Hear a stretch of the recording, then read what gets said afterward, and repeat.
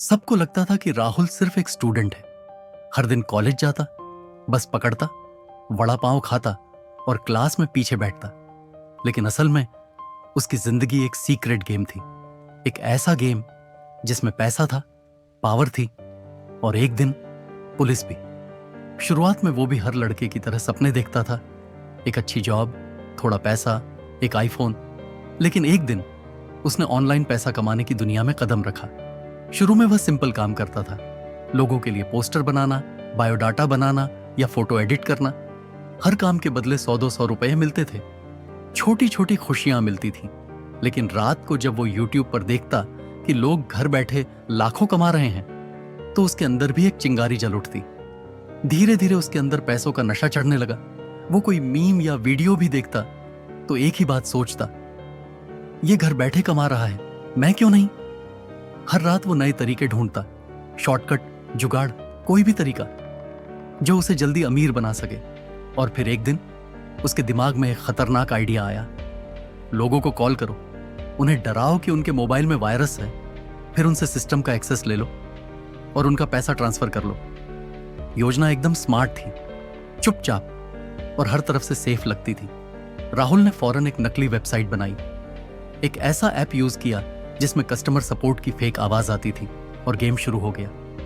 पहली पेमेंट 22,000 रुपए और उसके बाद राहुल के अंदर जैसे कोई नया शैतान जाग गया। वो रोज कॉलेज जाता, वैसे ही दिखता, लेकिन रात को पूरा ऑपरेशन चलाता। फेक कॉल्स, फेक ईमेल्स और लोगों का डेटा इकट्ठा करना, अब यही उसका डेली रूटीन बन गया था।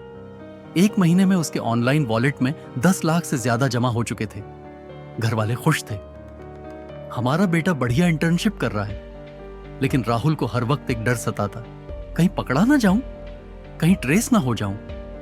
पर हर बार वो खुद को समझाता, मैं स्मार्ट हूं, वीपीएन ऑन है, क्या हो सकता है। लेकिन वो जो सोच रहा था, जिंदगी कुछ और ही सोच चुकी थी। एक दिन रोज की तरह उसने एक नया नंबर पिक किया, उसी स्क्रिप्ट से कॉल किया।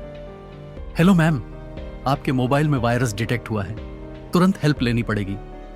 उस महिला की आवाज थोड़ी घबराई हुई थी, लेकिन राहुल ने उसी पल अपना सॉफ्टवेयर ऑन कर दिया, एक्सेस ले लिया और जैसे ही स्क्रीन पर उनका बैंक अकाउंट खुला, राहुल के चेहरे पर वही पुरानी मुस्कान आ गई। 5 मिनट में 48,000 रुपए उसके क्रिप्टो वॉलेट में ट्रांसफर हो गए। कॉल काटा और अगले टारगेट की तरफ बढ़ गया। लेकिन उसे क्या पता था, जिसे उसने स्कैम किया था वो कोई आम महिला नहीं थी। वो महिला मुंबई साइबर क्राइम ब्रांच के एसीपी सुहास राव की मां थी। अगले 3 घंटे में उसका आईपी एड्रेस ट्रैक हो गया। जिस वीपीएन पर उसे इतना भरोसा था, वो उस दिन फेल हो गया।